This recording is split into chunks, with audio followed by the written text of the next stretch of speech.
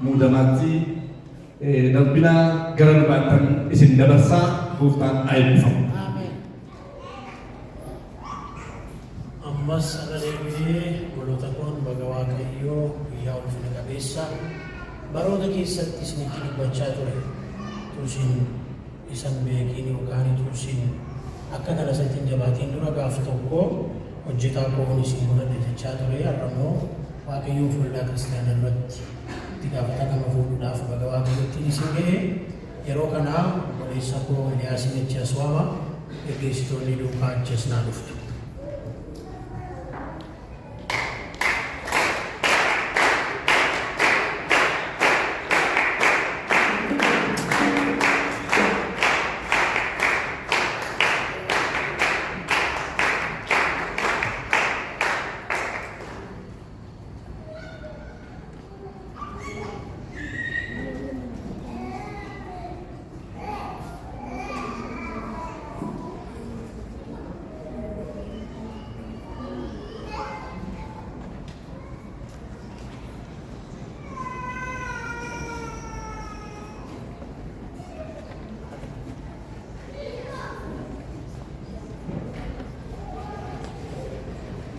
Gooftaatti kan jaallatamtan kiristaanotadha.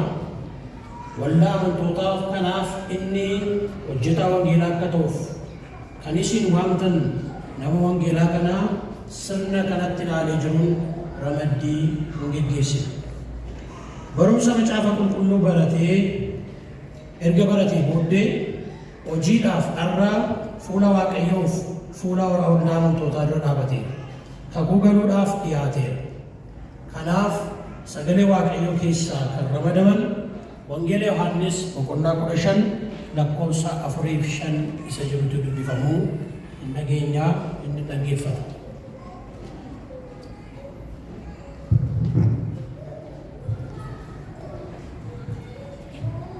Wangeela Yohaannis boqonnaa 15 lakkoofsa 4-5 achumaan lakkoofsa 16.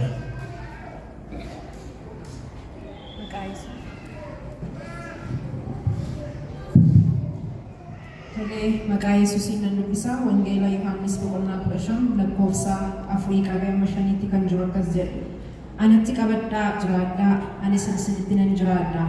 Akkuma dameen muka wayinichaatti qabatee yoo jiraachuudhaa baate ofiin ija godhachuu hin dandeenye, isin anatti qabattanii yoo jiraachuudhaa baattan ija godhachuu hin dandeessan. Ani muka wayinichaati, isin immoo damoota isaati. Inni anatti qabatee jiraatu, anis isatti jiraadhu, isa jabaay'ee kan godhatu. Anatti gargar baatanii waa tokkollee gochuu hin dandeessan.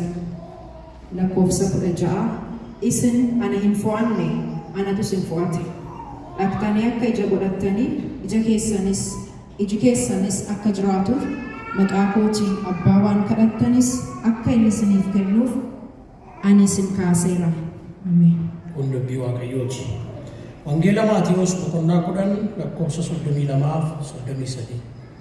Kan dubbisa maqaa Yesuusiin akkas jedha. Itti fufee Yesuus eenyullee namoota duratti eenyuun akka hin ta'e dhugaa ba'ee yoo mul'ise anis abbaa koo isa Waaqa irraa jiru duratti dhugaa nan ba'aaf. Eenyullee namoota duratti yoo nagane garuu anis immoo abbaa koo isa Waaqa irraa jiru duratti isa nan gana jedhe. Ximootiyoos isa lammaffaa boqonnaa 2 lakkoofsa 1-3 nan dubbisa. Ati immoo ilma koo ayyaana isa Kiristoos Yesuus nuuf kennetti jabaadhu. Dhuga baatota baay'ee durattis waan anarraa dhageesse namoota amanamoo warra kana barsiisuudhaaf ta'anittis adaraa kana kennu. Ximootiyoos lammaffaa boqonnaa 3 lakkoofsa 14-17. Ati garuu isa barsiifamtee fi cimsitees isatti waamamte sana eenyufa irraa akka baratte waan beektuuf isatti qabamii jiraadhu.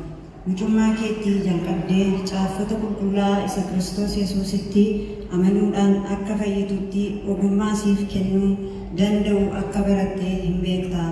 Caaffanni qulqullaan hundinuu geggeessaa hafuura Waaqayyootiin caafamee barsiisuuf, balleessaa hubachiisuuf, qajeelchuuf qajeelummaattis leenjisuudhaaf dhimma hin baasaa.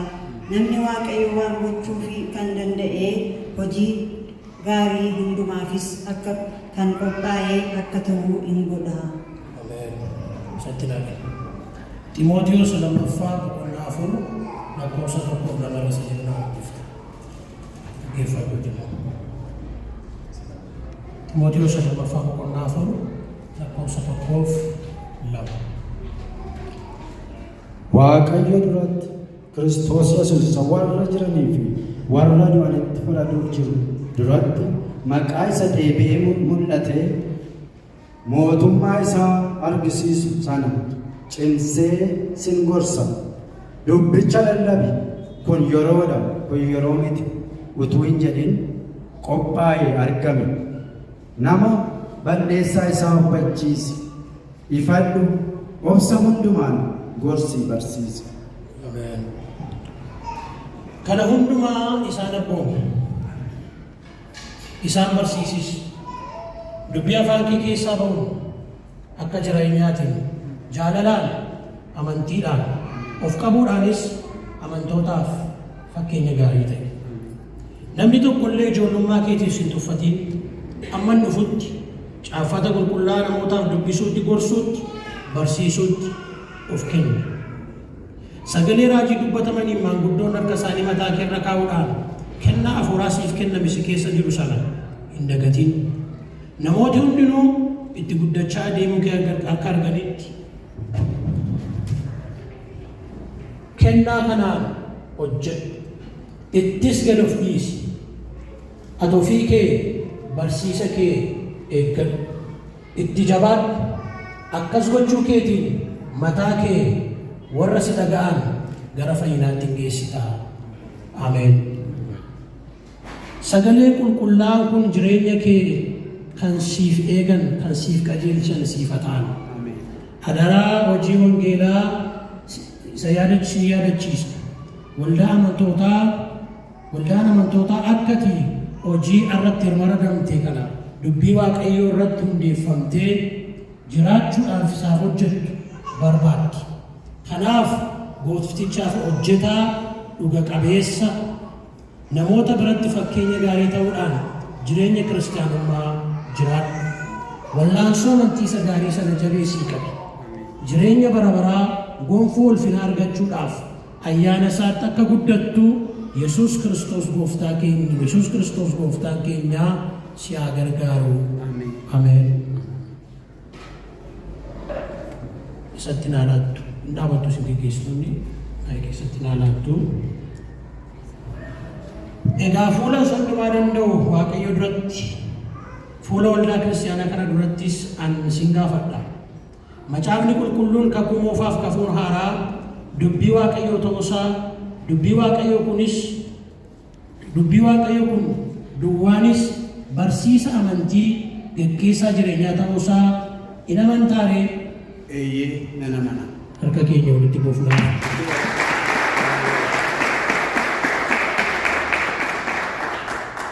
Dhuga baatuu abbootii waldaa kiristaanaa bara durii qophaa'an, dhuga ba'uu amantii ergamootaa, dhuga ba'uu amantii Niiqiyaa, dhuga ba'uu amantii Atinaatiyoos, akkasumas kan hin geeddaramne dhuga baatuu amantii Okkosboon dubbii Waaqayyoo qulqullummaatti fudhattee isaan lallabuudhaaf seera waldaan ittiin bulmaataaf baafamte kanarratti kana eeguudhaaf kan hin geeddaramne hin mirkaneessitaare? Eeyyee nan mirkaneessa. Akka keeyyatti gosa.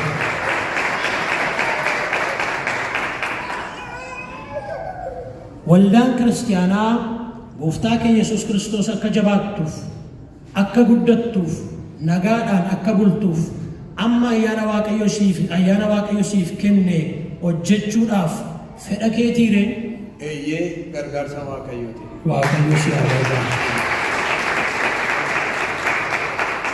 Yeroo kana amantoonni kaatanii dhaabattu, isin gaaffii gaafadhaa, isin immoo dhumarratti eeyyee gargaarsa Waaqayyoon jettanii naa deebistu. Nama wangeelaa ta'uudhaan hojii wangeelaa akkasiif hojjetuuf kan isin waamtan Eliyaas Cawwaaqaa gammachuu isa mudatu rakkina isa argatuttis isa fudhachuudhaaf wanta isa barbaachisu hundumaatti isa gargaaruun wanta gaarii hundumaa wajjiniin hirmaachuudhaaf kadhachuudhaaf wanta barbaachisaa ta'e hundumaatti isa tumsuun gooftaatti qabamee akka jiraatuuf jabeessuudhaaf warra fedha qaban taatanii itti gaafatamummaa isinirraa barbaadamu irraa wattuuree eeyyee gargaarsa Waaqayyoon naa jedha.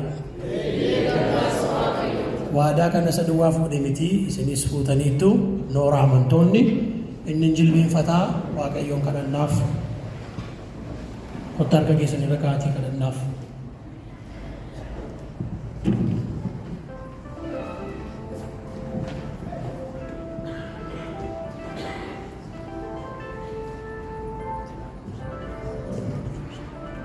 Ingkaran hundumaa kan dandeessu harka keessan irra kaa'a. Hundumaa kan dandeessu yaa abbaa gooftaa keenya Yesuus Kiristoos waldaa kiristaanaa keef yeroo hundumaa waldaa kiristaanaa keef waan yaadduuf cubbuuf du'a barbaraatti kan fayyisu wangeela akka lallabamuuf jaalala kee waan ta'eef si galateeffanna.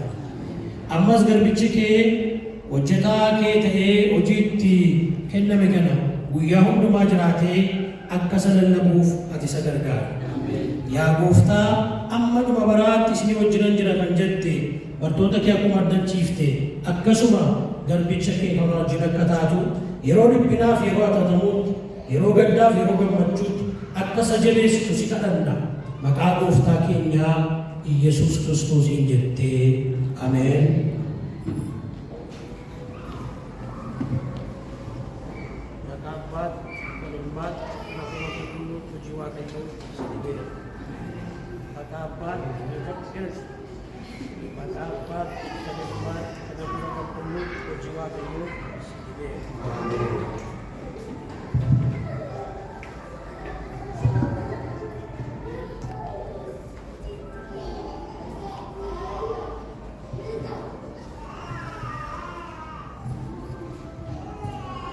Ayyaanni gooftaa keenyaa Yesuus Kiristoos jaalalli Waaqayyoo tokkummaan hafuura qulqulluu ammaa kaasee amma bara baraatti isinii wajjin haa ta'u. Ameen.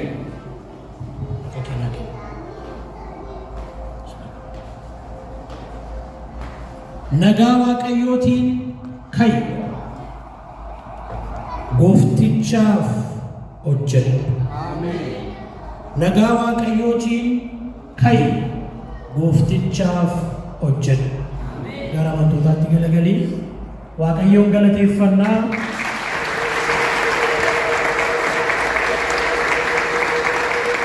Dabalaa ilaalcha waadaa kana fuudheera.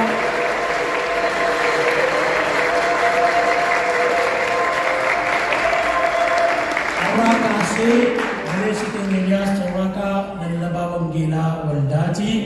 Eliyaas jettanii wanti waamtu miti lallabaa wangeelaa keessanidha. Nagaa Waaqayyootiin dhaqii gooftiif laaf hojjedhu. Harka keenya walitti goofneessina.